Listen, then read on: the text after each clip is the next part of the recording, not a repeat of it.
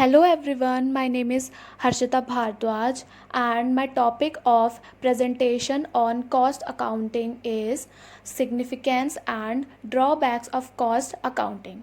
So, let's start the presentation. Importance of cost accounting to management. First is classification of cost. Cost is a very generic term. It will be classified like prime cost, direct cost, factory cost, which allows the management to control the cost and ascertain the profitability in any such process and activities. It involves the accounting and classification of such costs.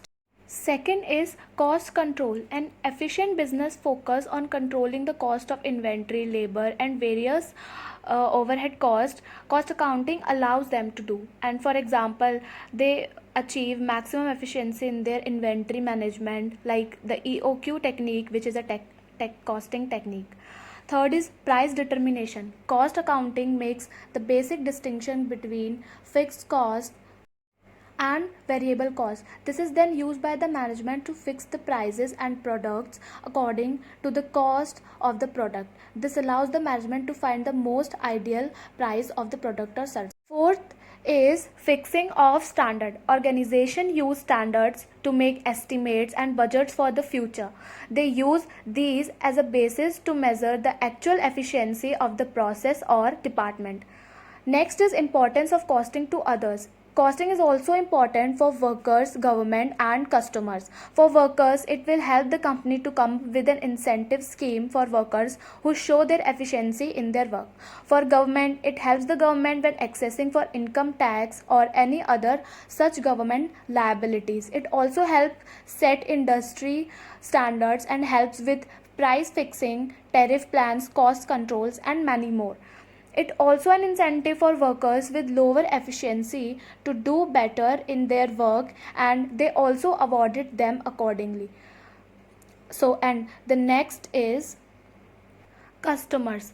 The main aims of costing are cost control and improvement in efficiency. Both of these are very beneficial to the company, and ultimately this benefit passes to the customer on their product and services. The next is drawbacks of cost accounting.